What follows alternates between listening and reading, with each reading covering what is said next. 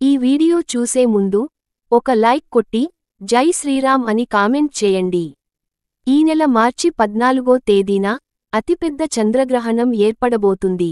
ఈ చంద్రగ్రహణంతో పాటు పౌర్ణమి తిథి కూడా ఏర్పడింది. ఫాల్గుణ మాసంలో వచ్చే పౌర్ణమి చాలా పవిత్రమైనది.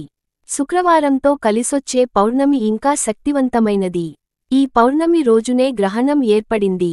గ్రహణ సమయంలో ఎలాంటి నియమాలు పాటించాలి, ఎలాంటి తప్పులను చేయకుండా ఉండాలి, ఎలాంటి పరిహారాలను పాటించాలి అనే విషయాల గురించి ఈ వీడియోలో తెలుసుకుందాం. ముందుగా ఈ వీడియోకి ఒక లైక్ కొట్టి మన ఛానల్ని సబ్స్క్రైబ్ చేసుకోండి. లైక్ కొట్టడం మాత్రం అస్సలు మర్చిపోకండి.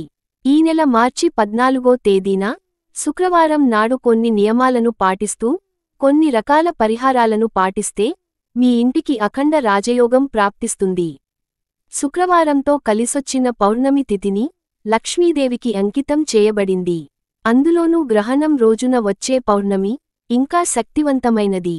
మార్చి 14వ తేదీన ఉదయం 9:27 గ్రహణం ప్రారంభమై మధ్యాహ్నం 3:29 వరకు చంద్రగ్రహణం ఏర్పడుతుంది. సుమారు 6 గంటల పాటు గ్రహణ సమయం ఉంటుంది. ఈ గ్రహణం సమయంలో ప్రతి ఒక్కరూ జాగ్రత్తగా ఉండాలి. లేకపోతే మీ జాతకంలో దోషాలు ఏర్పడతాయి. ఈ గ్రహణం ప్రారంభం కాకముందే ఉదయం టిఫిన్లు చేసేయండి. అలాగే మీరు వండిన ఆహారంపైన తులసి ఆకులను గాని గరికను కాని వేయండి. లేకపోతే ఆహారం కలుషితం అవుతుంది. గ్రహణం సమయంలో పూజ గదిని మూసేయాలి. గ్రహణ సమయంలో దేవుని పటాలను ముట్టుకోకూడదు. అలాగే దేవాలయాలకు వెళ్ళకూడదు. గ్రహణం పూర్తయిన తర్వాత ప్రతి ఒక్కరూ ఖచ్చితంగా తలస్నానం చేయాలి. అలాగే మీ ఇల్లంతా శుభ్రం చేసుకోవాలి. ఇల్లు మొత్తం శుభ్రం చేయలేనివాళ్లు ఇల్లంతా పసుపు నీళ్లు చిలకరించుకోండి. అలాగే గ్రహణం పూర్తయిన తర్వాత పూజగదిలో ఉన్న దేవుని పటాలను శుభ్రంగా తుడవాలి. ఎవరైతే బాగా డబ్బు సంపాదించాలని కోరుకుంటారో అలాంటివారు ఈ చంద్రగ్రహణం సమయంలో లక్ష్మీదేవి బీజ మంత్రాన్ని చదివితే మీ కుటుంబానికి అఖండ రాజయోగం సిద్ధిస్తుంది. ఆ శక్తివంతమైన మంత్రం ఏమిటంటే ఓం శ్రీం హ్రీం క్లీం ఔం స్వాహా. ఈ మంత్రాన్ని 21 సార్లు జపించండి.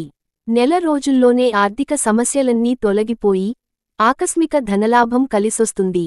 ఇక పాల్గొన్న పౌర్ణమి సందర్భంగా ప్రతి ఒక్కరూ సాయంత్రం సమయంలో ఇంట్లో ఖచ్చితంగా దీపారాధన చేసుకోవాలి.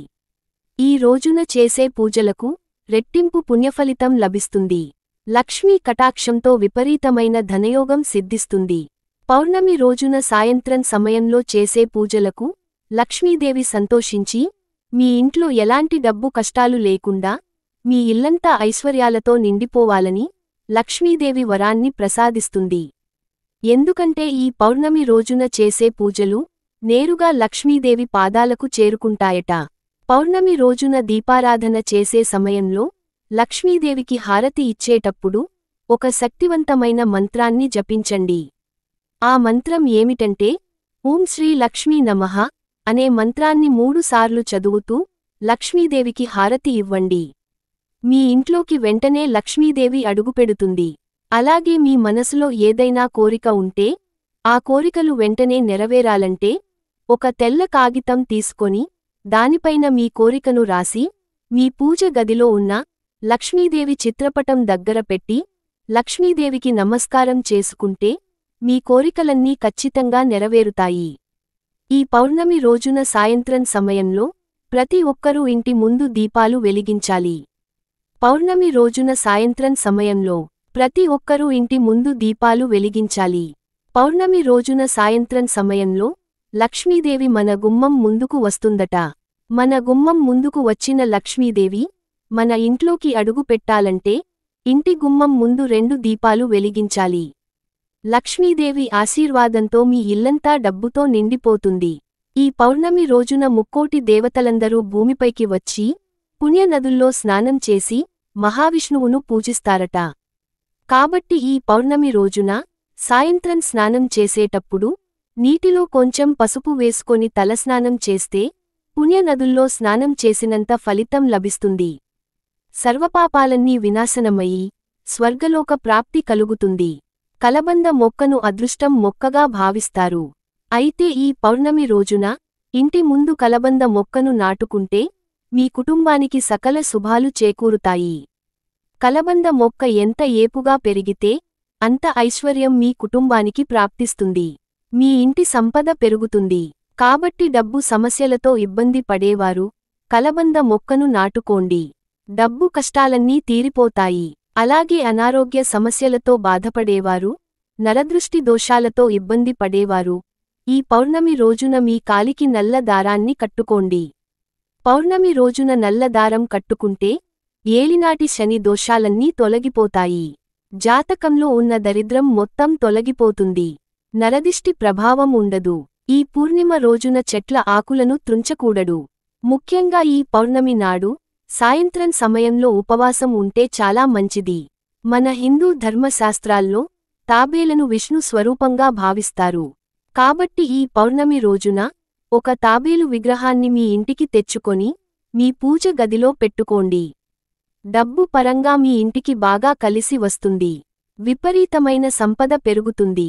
ఈ రోజున పొరపాటున కూడా జుట్టు కత్తిరించడం, గోర్లు కత్తిరించడం చేయకూడదు. పౌర్ణమి రోజున కోపానికి దూరంగా ఉండాలి. ముఖ్యంగా ఈ పౌర్ణమి రోజున భార్యాభర్తలు శారీరక సంబంధానికి దూరంగా ఉండాలి.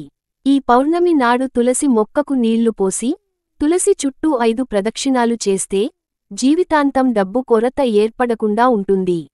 మన జ్యోతిష్య శాస్త్రాల ప్రకారం మన భారతదేశంలో మాత్రం సంపూర్ణ చంద్రగ్రహణం ఏర్పడలేదు. కాబట్టి గ్రహణ నియమాలు పాటించకపోయినా సరే ఎలాంటి దోషం ఏర్పడదు. కానీ శక్తివంతమైన పౌర్ణమి గడియల్లో లక్ష్మీదేవిని పూజించడం మాత్రం మర్చిపోకండి. ఈ వీడియో మీకు నచ్చితే లైక్ చేసి సబ్స్క్రైబ్ చేసుకోండి.